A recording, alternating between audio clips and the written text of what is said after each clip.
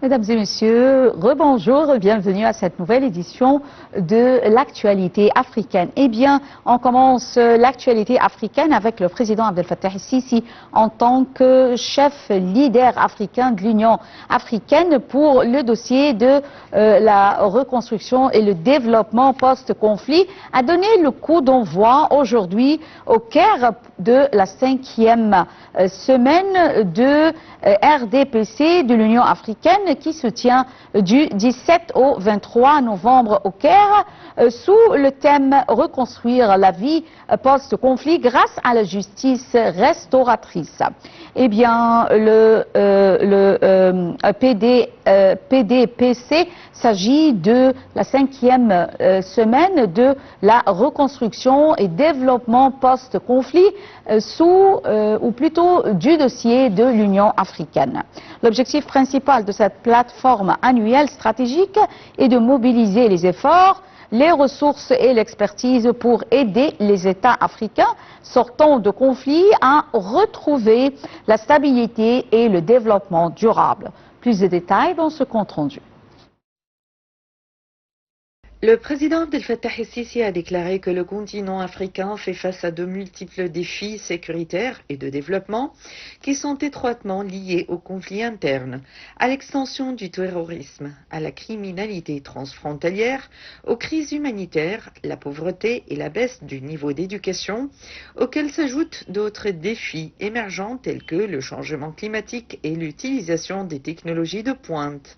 Le chef de l'État a précisé que l'Afrique est également le plus affectée par la conjoncture internationale contemporaine, et notamment la polarisation et la concurrence qui maintiennent la fragilité de la situation et les défis sécuritaires et de développement dont le continent qui nuisent aux efforts sincères déployés par l'Afrique pour mettre en œuvre les stratégies et politiques ambitieuses de l'Union africaine visant à assurer la stabilité, le développement et la prospérité des peuples africains conformément à l'agenda 2063 sur le développement de l'Afrique. Malgré ces défis, pour M. el-Sisi, l'Afrique riche en ressources et en capital humain a accompli des progrès considérables pour mobiliser son potentiel pour soutenir la paix, la sécurité et le développement dans ces pays. Au cœur de ces approches se trouve la reconstruction et le développement post-conflit RDPC, ainsi que l'activation de la politique modernisée de l'Union africaine dans les contextes post-conflit. Le président a souligné qu'il était indispensable d'œuvrer en faveur de la réhabilitation des institutions, de soutenir l'appropriation nationale des solutions, de renforcer les capacités des citoyens et de cadres, de sensibiliser aux dangers des conflits, d'impulser des efforts de développement inclusif et d'impliquer tous les segments de la société, en particulier les jeunes et les femmes, dans l'ensemble de ces efforts, tout en veillant à garantir la justice pour les victimes des conflits.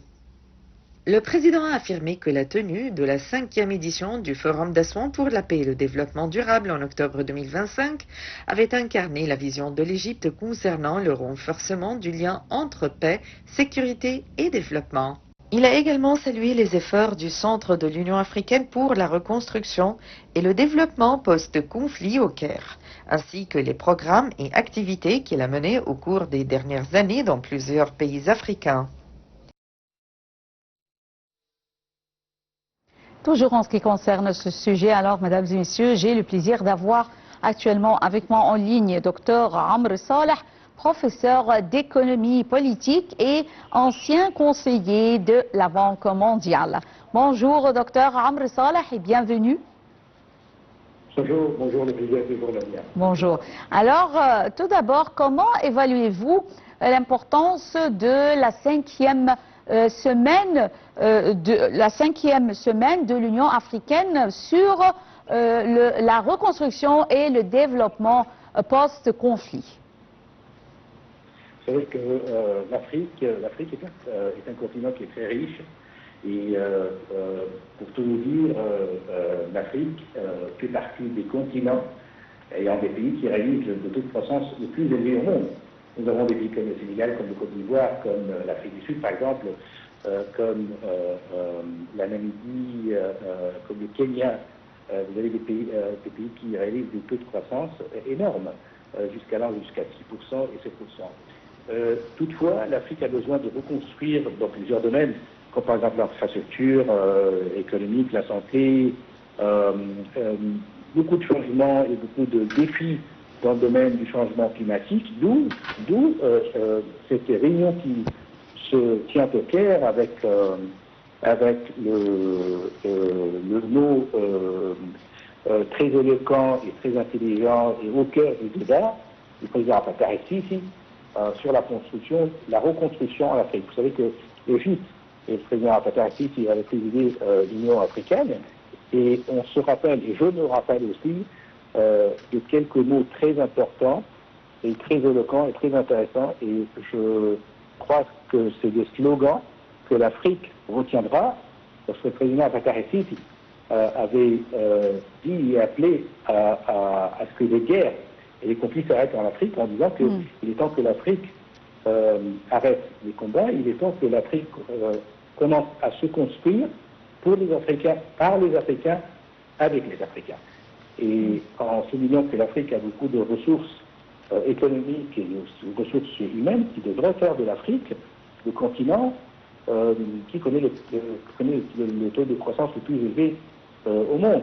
Et là, le Caire et l'Égypte, qui avait toujours appelé à une paix durable et à une reconstruction et à aussi un développement économique en Afrique, d'où, et on retient aussi le mot du président Fattah el-Sisi qui avait signalé que la reconstruction vient au cœur du débat sur le développement économique en Afrique. Il n'y a pas de développement économique sans reconstruction des infrastructures, que ce soit des infrastructures économiques ou des infrastructures sociales. Vous savez que les défis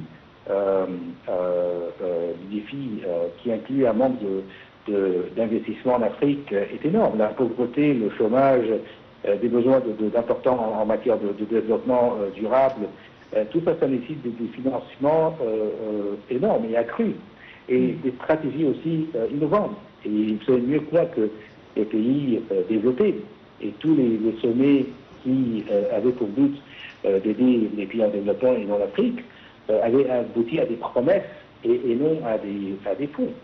Que ce soit les sommets européens ou même les sommets des institutions financières.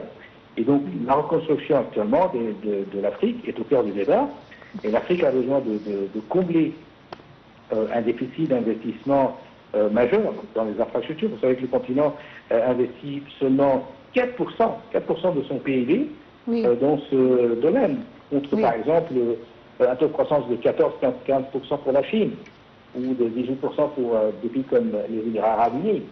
Et ça, c'est un déficit qu'il faut combler à travers la reconstruction de l'Afrique. Oui. Monsieur Amr Saleh, comment évaluez-vous le rôle du Centre de l'Union africaine pour la reconstruction et le développement post-conflit basé au Caire, et quels sont, on peut dire, ses principaux accomplissements? Écoutez, comme je vous l'avais dit, le Caire a été toujours la capitale de l'Afrique. Elle est toujours la capitale depuis les années 60 de la libération de l'Afrique, de la reconstruction de l'Afrique, du développement de l'Afrique. Et le président Fattah el-Sisi du Caire avait appelé à plusieurs reprises à un développement durable pour l'Afrique, soulignant que les Africains ont des ressources naturelles et des ressources humaines. Ils ont juste besoin de projets de développement qui seraient durables avec une durabilité et aussi une stabilité politique économique. Il y a un déficit qui est très énorme qu'il faudrait combler dans les infrastructures. Et à mon avis, en tant qu'économiste, je crois que si l'Afrique investit davantage, et on voit toutes les expériences des pays qui ont réalisé des taux de croissance énormes, c'était grâce aux infrastructures. Donc à mon avis, si l'Afrique investit sur ces infrastructures, je crois qu'on pourrait élever au moins le PIB de l'Afrique de 2 à 3%. Oui. Et donc nous avons besoin de projets de phare, comme par exemple vous avez le programme Desert to Power dans le Sahel qui vise à faire du Sahel la plus grande zone de production d'énergie solaire du monde. L'Afrique a la compétence et a des ressources. Oui. Je tiens à vous remercier infiniment, docteur Amr Saleh, professeur d'économie politique et ancien conseiller de la Banque mondiale. Merci d'avoir été avec nous en ligne. Et on enchaîne, mesdames et messieurs, avec le ministre de l'Agriculture, Ala Farouk, qui s'est entretenu avec le ministre tchadien de la production bovine, Abdelrahim Awad Taïeb, sur le renforcement de la coopération entre les deux pays dans le cadre du partenariat stratégique égypto-tchadien. L'entretien a eu lieu en marge des réunions du comité ministériel conjoint tenu actuellement au Caire sous la présidence des chefs de la diplomatie des deux pays. Plus de détails dans ce compte-rendu. Le ministre de l'Agriculture, Ala Farouk, a reçu le ministre de la Production animale de la République du Tchad, Dr Abdelrahim Al-Taïeb, afin d'examiner le renforcement des moyens de coopération commune entre les deux pays dans le cadre de la consolidation du partenariat stratégique égypto-tchadien et en marge des réunions du comité ministériel conjoint qui se tiennent actuellement au Caire sous la présidence des ministres des Affaires étrangères des deux pays. Au cours de la rencontre à laquelle assistait le vice-ministre de l'Agriculture, l'ingénieur Mustafa Sayed, les deux parties ont discuté du renforcement de la coopération dans le domaine de l'élevage, compte tenu du nombre important de têtes de bétail dont dispose le Tchad. Ils ont abordé la possibilité de tirer parti de l'expertise égyptienne dans l'amélioration des races bovines et le choix des aliments appropriés afin d'augmenter la productivité en viande et en lait. Les deux parties ont également souligné la nécessité de renforcer le rôle du secteur privé.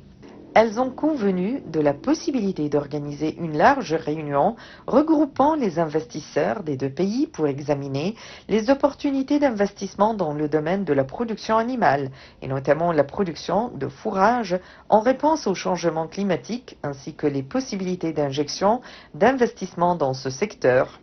Les discussions ont également porté sur la possibilité de créer au Tchad un laboratoire égyptien de production de vaccins et de sérums vétérinaires dans le but de répondre aux besoins tchadiens et régionaux et de transférer le savoir-faire égyptien dans ce domaine vital. Le ministre de l'Agriculture a donné ses directives d'augmenter les opportunités de formation offertes aux spécialistes et techniciens tchadiens au Centre international égyptien pour l'agriculture afin de leur transmettre les connaissances et les technologies modernes dans les domaines de la santé animale et de la production intensive. Les deux parties ont convenu d'organiser des visites réciproques au niveau des délégations techniques spécialisées pour activer les protocoles d'accord signés précédemment. Le Conseil constitutionnel de la République centrafricaine a rendu ce 14 novembre la liste définitive des candidats à l'élection présidentielle prévue le 28 décembre. Plus de détails dans ce compte-rendu. Mesdames et messieurs, je vous remercie infiniment. C'est la fin de cette émission de l'actualité africaine et on se retrouve avec la langue française encore une fois à 18h locale. Merci d'avoir été avec nous et bonne journée. Au revoir. La République centrafricaine organisera le 28 décembre prochain les élections générales.